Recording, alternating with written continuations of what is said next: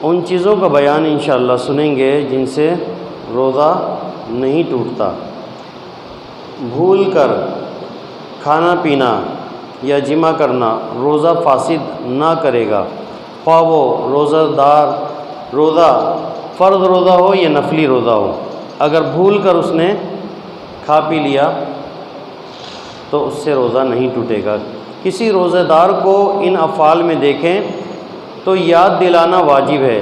ہاں، روزہ دار بہت ہی کمزور ہے کہ یاد دلانے پر کھانا چھوڑ دے گا، جس کی وجہ سے کمزوری اتنی بڑھ جائے گی کہ اس کے لیے روزہ رکھنا ہی دشوار ہو جائے گا، اور اگر تھوڑا کھا پی لے گا تو روزہ بھی اچھی طرح پورا کر لے گا اور دیگر عبادتیں بھی بخوبی کر لے گا۔ اور چونکہ بھول کر کھا پی رہا ہے، اس لیے اس کا روزہ تو ٹوٹے گا نہیں۔ جوان کو دیکھے تو یاد دلا دے، اور بوڑھے کو دیکھے تو یاد نہ دلانے میں حرج نہیں ہے، مگر یہ حکم اکثر کے لحاظ سے ہے، کیونکہ جوان اکثر قوی اور طاقتور ہوتے ہیں اور بوڑھے اکثر کمزور۔ چنانچہ اصل حکم یہی ہے کہ جوانی اور بڑھاپے کو کوئی دخل نہیں، بلکہ قوت اور ضعف یعنی طاقت اور کمزوری کا لحاظ رکھا جائے گا۔ اگر کوئی جوان بھی ایسا ہے کہ بہت کمزور ہے، ہم نے اس کو دیکھا کہ بہت زیادہ کمزور ہے، اگر بتا دیں گے تو اس کا روزہ رکھنا مشکل ہو جائے گا، تو نہ بتانا ہی بہتر ہے۔ اور اگر کسی بوڑھے کو دیکھا کہ صحت مند ہے اور وہ جو ہے روزہ رکھ سکتا ہے، تو اس کو نہ بتانا یہ بہتر ہے، اور جوان جو کمزور ہے اس کو بتا دینا بہتر ہے۔ تو یہ سب جو ہے احکام شریعت ہیں اللہ رب العزت کہ وہ بندے جن کو ہم علماء ربانین کہتے ہیں، محدثین، مفسرین، فقہاء اکرام، انہوں نے قرآن و حدیث سے یہ مسائل اخذ کیے ہیں، تو اس میں سراسر ہمارے لیے بہتری ہی بہتری ہے۔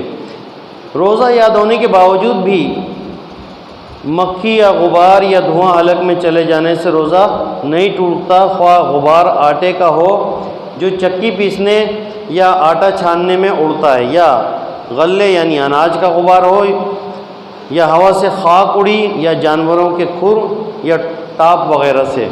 تو ان چیزوں سے اگر کوئی چیز اڑی اور بے اختیار جو ہے اس کے حلق میں چلی گئی تو اس سے روزہ نہیں ٹوٹے گا۔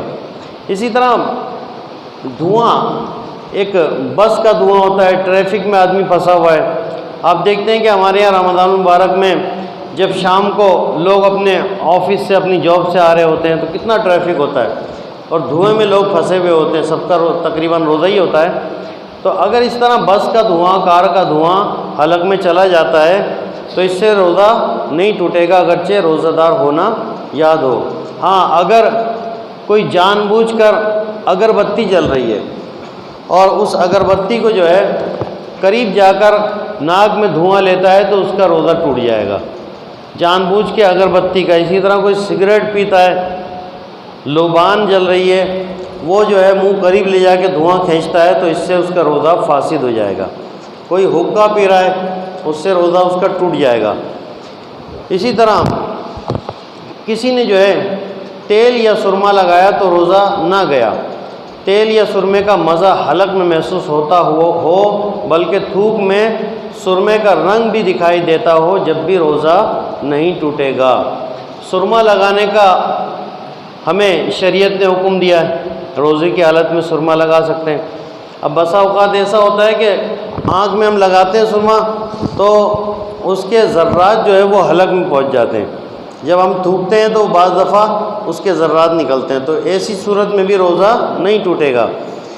آنکھ میں دوا ڈالنے سے روزہ ٹوٹ جائے گا، کہ دوا جو ہے وہ جب جائے گی تو وہ، اب لوگ جو ہے سوچتے ہیں کہ یہ ایک ہی جب مقام ہے اور دوا ڈالنے سے روزہ ٹوٹ رہا ہے، سرمے سے نہیں، تو سرما لگانا سنت ہے، تو اس کا جو ہے حکم ملا ہمیں کہ سرما لگا سکتے ہیں۔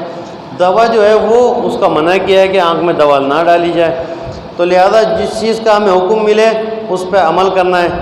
مسواک کر سکتے ہیں روزے کی حالت میں، ٹوتھ پیسٹ نہیں کر سکتے۔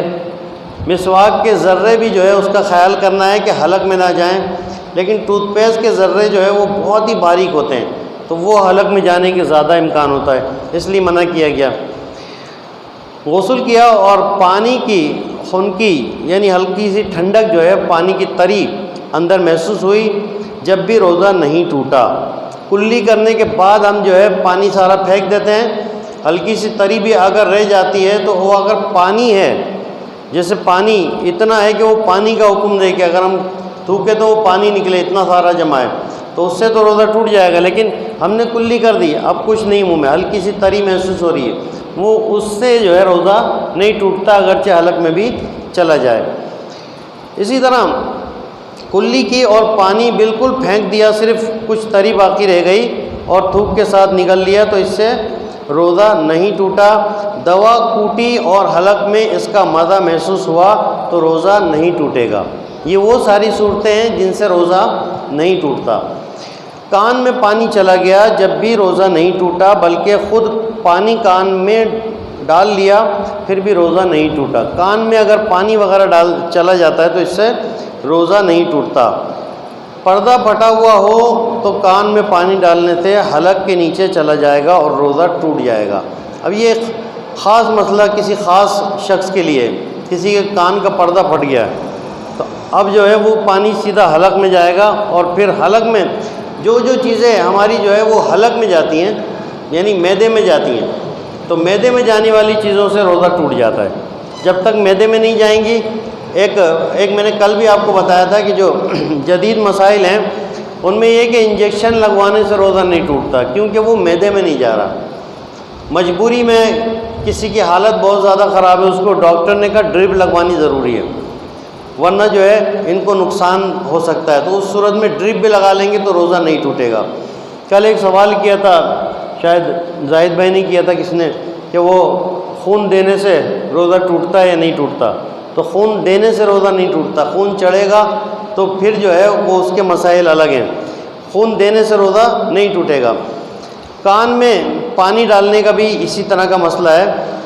تنکے سے کان کھجایا اور اس پر کان کا میل نکل گیا، پھر وہی میل لگا ہوا تنکا کان میں ڈال دیا، اگرچہ چند بار ایسا کیا جب بھی روزہ نہیں ٹوٹا۔ عموماً اس طرح ہوتا نہیں ہے، لیکن فقہاء کرام نے تمام صورتیں اس میں لکھ دی ہیں کہ کن کن صورتوں سے روزہ ٹوٹ سکتا ہے۔ بعض چیزیں ایسی ہوتی ہیں لوگ سوچتے ہیں کہ یار ایسا کون کرے گا، مثلا جو ہے منہ میں تھوک ہے، اگر اس نے نگل لیا تو روزہ نہیں ٹوٹا، تھوک کو باہر نکالا تیلی پہ کسی نے چاٹ لیا تو روزہ ٹوٹ گیا۔ اب کوئی کہے بھائی یہ کیسا کوئی ایک گندا آدمی کون ہوگا، لیکن فقہاء کرام نے ساری صورتیں بتا دیں کہ بھائی ایسا بھی کوئی کر سکتا ہے، اگر کوئی کر لے تو پھر اس سے روزہ ٹوٹ جائے گا۔ دانت یا منہ میں خفیف یعنی معمولی سی چیز بے معنی سے رہ گئی، لعاب کے ساتھ خود ہی اتر گئی اور وہ اس سے روزہ نہیں ٹوٹا۔ خفیف سی باریک سی، اب کتنی باریک ہے اس کی جو ہے وضاحت کر دی کہ تل یا اس کے برابر کوئی چیز چبائی یا تھوک کے ساتھ حلق میں اتر گئی تو روزہ نہ گیا، مگر جب کہ اس کا مزہ حلق میں محسوس نہ ہوتا ہو۔ بہت باریک سی جو ہے چیز کہ حلق میں جو ہے وہ اس طرح اتر جائے تو اس سے روزہ نہیں ٹوٹے گا۔ بعض صورتوں میں روزہ ہمارا ٹوٹ جاتا ہے تو صرف اس کی قضا ہوتی ہے، اور بعض صورتوں میں جو ہے اس کا کفارہ بھی دینا پڑتا ہے۔ تو رمضان مبارک کا روزہ رکھ کر بغیر کسی صحیح مجبوری کے جان بوجھ کر توڑ دینے سے بعض صورتوں میں قضا لازم آتی ہے اور بعض صورتوں میں کفارہ واجب ہوتا ہے۔ روزہ توڑنے کا کفارہ یہ ہے کہ ممکن ہو تو ایک باندی یا غلام آزاد کرے، یہ آج کے دور میں نہیں ہے باندی اور غلام کا دور، اب یعنی مثلا اس کو خرید کر جو ہے اس کو آزاد کر دے، یا پھر پے در پہ 60 روزے رکھے، یہ آج بھی جو ہے روزے کا کفارہ اس کا حکم ہے، پے در پہ 60 روزے رکھے۔ اور یاد رہے کہ اگر سن ہجری کے مہینے کی یکم پہلی سے شروع کرے تو 2 ماہ پورے روزے رکھے، ہو سکتا ہے کہ دونوں مہینے 29 کے ہوں تو 58 روزے سے کفارہ ادا ہو جائے گا۔ اگر یکم کے بعد کسی دن بھی شروع کریں تو اب پے در پہ 60 روزے رکھنے ہوں گے، پے در پہ 60، پہلی تاریخ سے اگر شروع کیا تو 2 مہینے کے، چاہے 29 کا مہینہ ہو یا 30 کا، 20 سے شروع کیا ہے تو پھر پورے 60 روزے رکھنے ہیں۔ اب اس میں یہ ہوتا ہے کہ آپ نے 60 روزے رکھنے کی نیت کر لی ہے، ابھی آپ نے 50 روزے رکھے، پھر آپ نے چھوڑ دیا، تو پھر دوبارہ سے گنتی گننی پڑے گی، 60 روزے پورے کرنے پڑیں گے۔ تو یہ روزے کا کفارہ ہے، روزہ ایک روزے کا کفارہ یہ۔ یا پھر جو ہے اگر ممکن ہو سکے تو 60 مسکینوں کو پیٹ بھر کر دونوں وقت کھانا کھلائے۔ اگر کسی کے پاس اتنے پیسے ہیں تو وہ 60 روزے نہیں رکھ سکتا، تو پھر وہ 60 مسکینوں کو دونوں ٹائم یعنی صبح شام کا کھانا کھلائے 60 مسکینوں کو، یا پھر ایک مسکین کو جو ہے صبح شام کا 60 دن تک کھانا کھلائے۔ تو یہ بھی ہو سکتا ہے کہ 60 مساکین کو ایک ایک صدقہ فطر یعنی 2.25 کلو آٹے کا مالک کر دیا جائے۔ ایک ہی مسکین کو اکٹھے 60 صدقہ فطر نہیں دے سکتے۔ ہاں یہ صورت ہو سکتی ہے کہ کچھ مساکین جو ہے وہ آپ کے پاس روزانہ جو ہے آتے رہیں تو آپ ان کو ایک ایک دن دیتے رہیں۔ ایک ہی دن کو ایک ساتھ جو ہے 60 کو تو کھلا سکتے ہیں صبح شام، لیکن ایک بندے کو ایک ہی ساتھ جو ہے 60 دن کے پیسے نہیں دے سکتے۔ تو یہ کفارہ جو ہے اس کی کچھ صورتیں جو میں نے آپ کے سامنے عرض کی، تو کچھ اگر آپ کے ذہن میں کوئی سوالات ہیں اس سے متعلق، روزوں کے مسائل سے متعلق، تو وہ بھی آپ کر سکتے ہیں۔ فدیہ ایک دیا جاتا ہے، اس کے بارے میں بھی تھوڑا سا سن لیں کہ فدیہ دینے میں یہ ضروری نہیں کہ جتنے فدیے ہوں اتنے ہی مساکین کو الگ الگ دیں، بلکہ ایک ہی مسکین کو کئی دن کے ایک ساتھ بھی فدیے دے سکتے ہیں۔ فدیہ اس صورت میں دیا جاتا ہے کہ کوئی شخص اتنا کمزور ہے کہ آئندہ اس سے روزہ رکھنے کی امید نہ ہو، بہت ضعیف ہے کہ اس کی عمر اتنی ہو گئی ہے کہ وہ آگے روزہ نہیں رکھ سکتا، ایسا مرض ہے کہ ڈاکٹروں نے اس کو لا علاج قرار دے دیا کہ آئندہ یہ زندگی بھر روزہ نہیں رکھ سکتا، تو ایسے شخص کے لیے فدیہ دیا جاتا ہے۔ ایک دن کا روزہ ایک صدقہ فطر کی مقدار ہے، یعنی 2.25 کلو آٹا آج کل جو ہے وہ تقریباً 150 روپے بنیں گے۔ مہنگائی بڑھ رہی ہے، پچھلے سال 100 روپے تھا، ایک ہی سال میں جو ہے 150 روپے ہو گئے، مہنگائی جو ہے اتنی زیادہ پہنچ گئی، 50 روپے کا اضافہ ہو گیا۔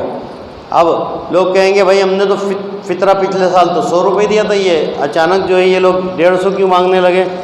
تو آٹے کے ریٹ بڑھ گئے، ریٹ جیسے بڑھتے رہیں گے ایسی فطرے کی رقم بھی بڑھتی رہے گی۔ جیسے جیسے سونے چاندی کے ریٹ بڑھتے ہیں، زکوٰۃ کے پیسوں کی جو ہے وہ ادائیگی بھی بڑھ جاتی ہے۔ پچھلے سال جو ہے وہ بہت کم تھا، اب تو 1300 سے اوپر جو ہے چاندی پہنچ چکی ہے۔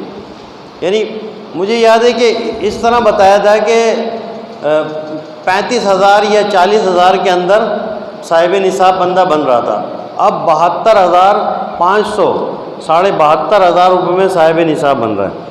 چاندی جو ہے اتنی مہنگی ہو گئی ہے، پہلے کم تھی۔ 45,000 اور 75,000 میں بہت فرق ہے، 72,500 تو چاندی پہلے جو ہے وہ چل رہی تھی 700 روپے میں، 800 روپے میں، اب 1300 سے اوپر۔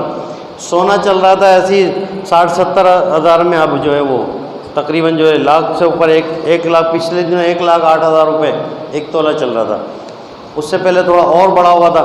تو یہ جس طرح سونا بڑھے گا اس طرح جو ہے گندم بڑھے گی، اسی پہ جو ہے فطرہ اور زکوٰۃ کے احکام بھی بنیں گے۔